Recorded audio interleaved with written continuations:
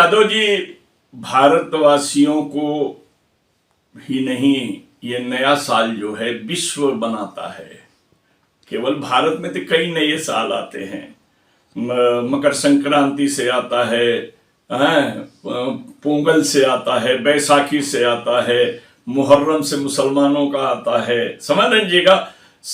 इस तरीके से बहुत से साल नए आते हैं भारत के अंदर, लेकिन ये विश्व का नया साल है, यानी इसको विश्व मनाता है। और 1 जनवरी से कैलेंडर बदल जाता है, ये सारी चीजें बदल जाती है। मैं पूरे विश्ववासियों को नए साल का बधाई दूंगा, लेकिन अपने भारतवासियों से नए साल पर एक बात कहना चाहूंगा, और बस इतना ही कहना चाहूंगा उनसे कि आइए आइए 224 का जश्न मनाया जाए। आइए 2024 का जश्न मनाया जाए, अपने भारत को संकट से बचाया जाए, अपने भारत को संकट से बचाया जाए, जिसके जरिए बचा है मान सम्मान। यहां ऐसे संविधान को ऐ दोस्त बचाया जाए, ऐसे संविधान को ऐ दोस्त बचाया जाए। आइए 2024 का जश्न मनाया जाए।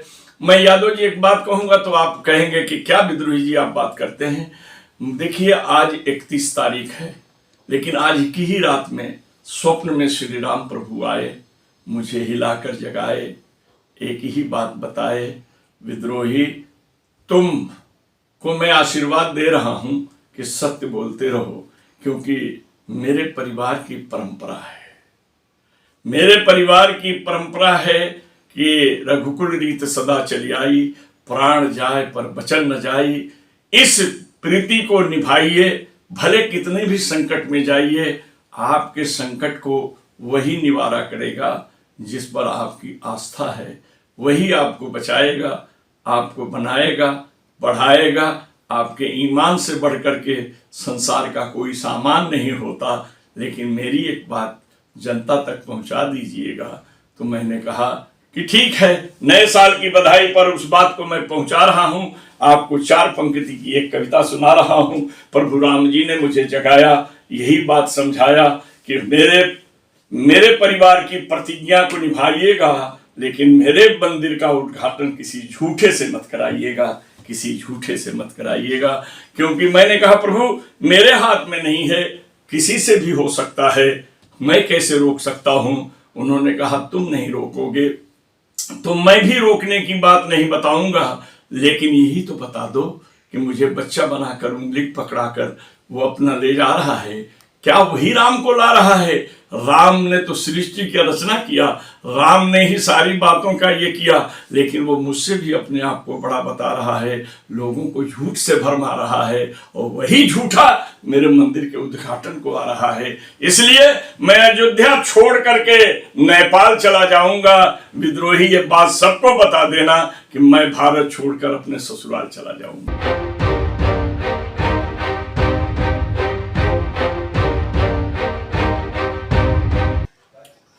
पहले तो आपके दर्शकों का अभिवादन कर लूं और उसके बाद मैं आपके प्रश्नों का उत्तर दूं।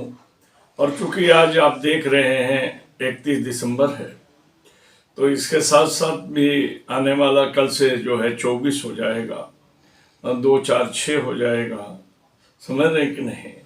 और फिर भी और भी चीज़ें हैं, जोड़ा जाएगा सन में तो बड़ा अलग विचारधाराओं पर जाएगा। कैसे, मैं ज्योतिष शास्त्र का तो विद्यार्थी नहीं हूँ, लेकिन मैं एक चीज जरूर जानता हूँ कि हवाओं की नमी भी बताती है कि ठंडी जगह से आ रहे हैं, और हवा की गर्मी भी किसी न किसी चीज का एहसास कराती है।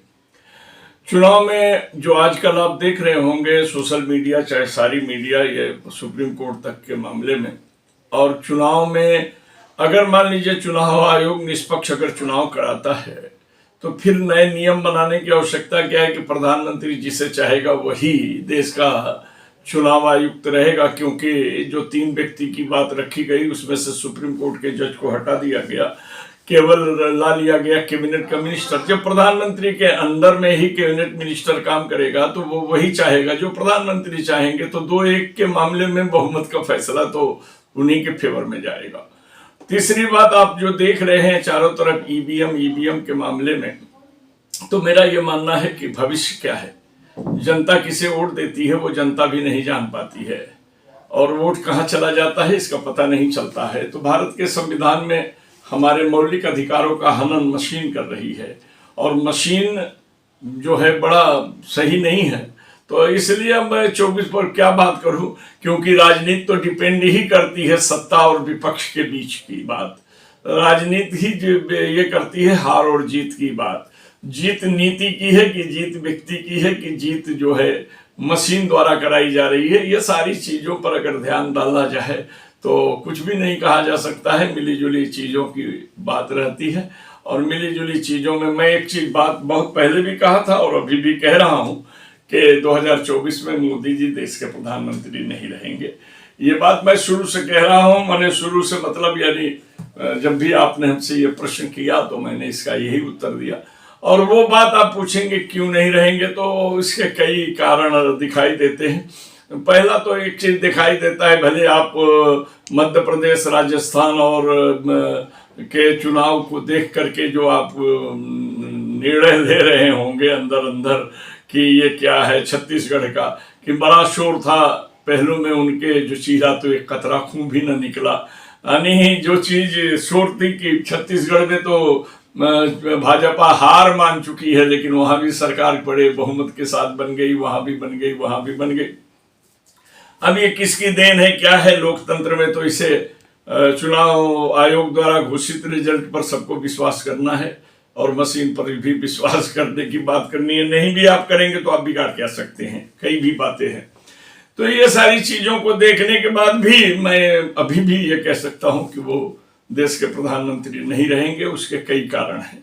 एक कारण तो यादव जी मैं साफ बताता हूं कि आपको महंगाई दिखाई दे रही है लेकिन आप अंधभक्त बने हुए हैं तो बात अलग है। फिर बेरोजगारी आपको दिखाई दे रही है और आप अंधभक्त बने हुए हैं तो अलग बात है। और यहां तक कि आपको जानते हैं, मैं इस बारे में ज्यादा बहस नहीं करता,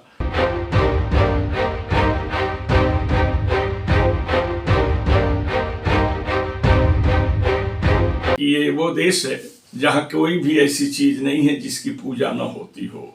और पूजा देखिए, ये तो शास्त्रों ने भी कहा है कि कण कण में, घट घट में, पनघट पे से लेकर के जर्रे जर्रे में हर जगह जो है ईश्वर है, और वो हर जगह विद्यमान है, यहाँ है, वहां है, जहां है, हर जगह है। तो पूजा पर बहस नहीं है कि क्यों पूजा होती है कि नहीं होती है। लेकिन जिस देश में गोबर के गौरी की पूजा होती है, पत्थर से देवता जी निकल जाते हैं और सारी चीजें होती हैं, तो हमारे यहाँ भी आप देखते हैं कि हम भी मज़ारों पे चादरें देते हैं, ये करते हैं।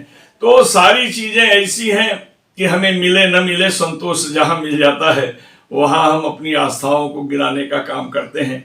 जबकि हम एक ही ब्रह्म दूजे नाश के रास्ते पर चलने वाले आदमी हैं। हम एक ही बात मानते हैं कि एक ईश्वर है, दूसरा कोई ये पूजनीय नहीं है। घर घर में जैसी भी जो चीज़ें चलती है चले, हम बस इतना मानते हैं कि एक वो है और एक उसका भेजा हुआ नबी है। इससे ज़्यादा पर हम बहस नहीं करते। लेकिन हम जो आपने पूछा तो इसलिए कह रहे हैं कि यहाँ जो चल रही है राजनीति का जो चल रहा है, अभी 22 तारीख का वो होगा राम मंदिर, राम जी की मूर्ति का प्राण स्थापित किया जाएगा।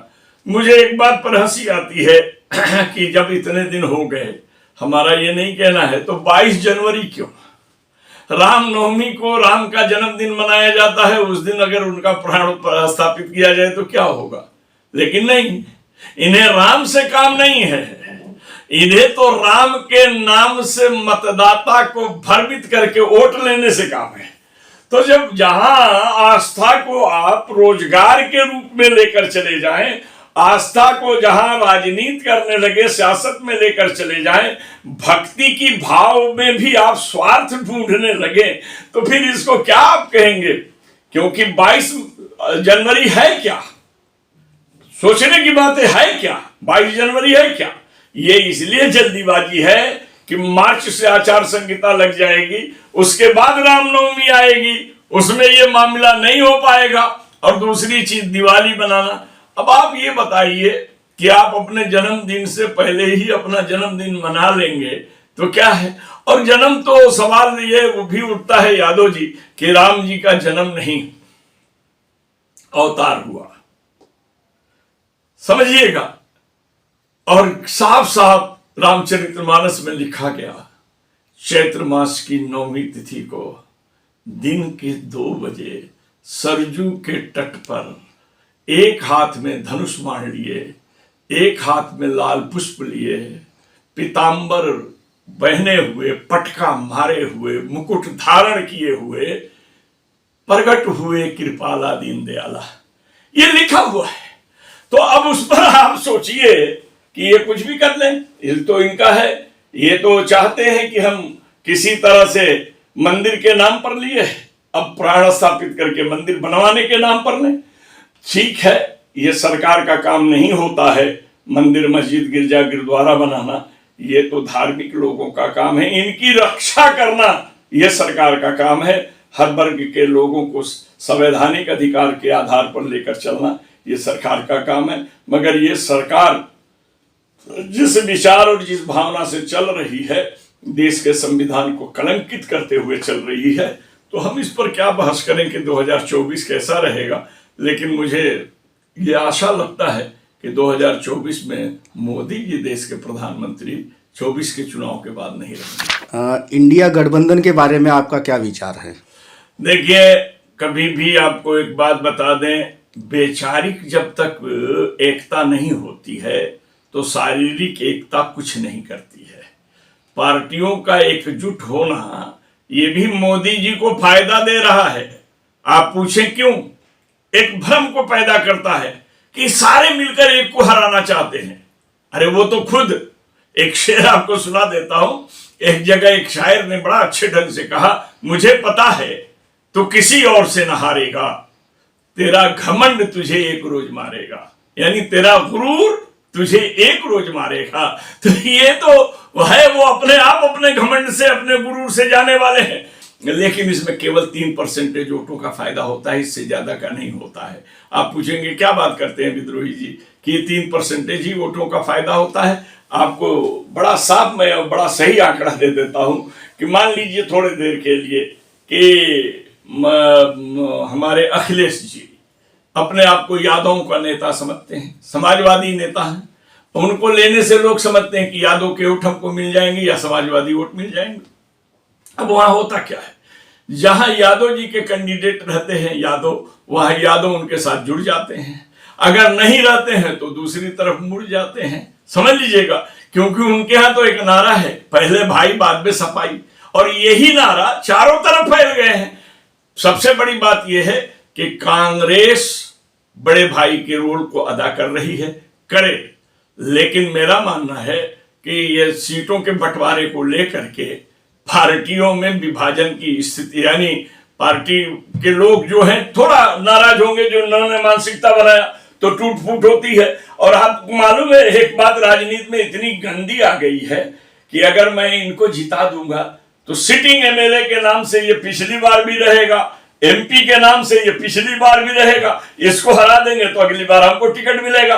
तो जिनके टिकट काटे जाते हैं ना, वो भी हराने का काम करते हैं। दूसरी पार्टी वाले भी ये सोचते हैं कि संगठन में ये आया हुआ है, और आज अगर हम ये सपा की सीट को जिता देंगे, आज यहाँ कांग्रेस की सीट को जिता देंगे, राष्ट्रवादी को जिता देंगे, तो ये राष्ट्रवादी की परंपरागत सीट हो जाएगी। तो इसलिए जो दूसरे पार्टी वाले साथ रहते हैं वो भी हराने का ज्यादा काम करते हैं, जिताने का कम काम करते हैं।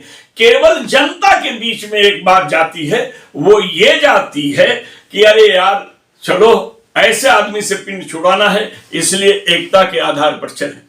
तो अगर इंडिया बनती टिक जाती है तो बहुत बड़ी बात है, नहीं टिकती है तो जो व्यक्ति ये विचार कर लेता है कि चलो यार हमारा वोट का बंटवारा न हो, तो वो जीतने वाले कैंडिडेट के साथ खुद का खुद जुड़ जाती है। इसलिए इंडिया रहे न रहे, इंडिया रहे तो बेहतर है, नहीं रहे तो भी एक समान विचारधारा, एक लक्ष्य, एक आदमी के अंदर सोच की भावना, यह अगर एकता के रूप में आ जाएगी तो भी सरकार बदल जाएगी। इसमें कोई बहुत बड़ी बात नहीं है। लेकिन इन तमाम चीजों को आप नजर में रखिए। भारत की राजनीति अब उतनी अच्छी नहीं रह गई कि जिसके बारे में बोला जा सके। भारत के अंदर जाति पात, भेदभाव, यानी अब ये सोच लीजिए, मैंने आपको इससे पहले भी एक जुमला कहा था कि पहले इस देश के अंदर महंगाई, उत्पीड़न, अराजकता, ये सारी चीजें विषय होती थी, बेरोजगारी होती थी, तो सरकार के बदलने की बात होती थी। आजकल तो जात पात, हिंदू राष्ट्र, मुस्लिम विरोध, अल्पसंख्यक विरोध, ये तमाम चीजें हैं। हमारा ये मानना है कि ये सारा विरोध का एक ही लबोलबाब है कि इस देश में संविधान का विरोध होते हुए ये सरकारें चल रही हैं, और संविधान बचाने के लिए संवैधानिक व्यवस्थाओं से जुड़े हुए सामान्य नागरिक को एकजुट होना पड़ेगा। अगर ये एकजुट नहीं होंगे तो देश का संविधान नहीं बचेगा, और जब देश का संविधान नहीं बचेगा तो भारत का मान भी नहीं बचेगा। ये सोचकर चलना पड़ेगा।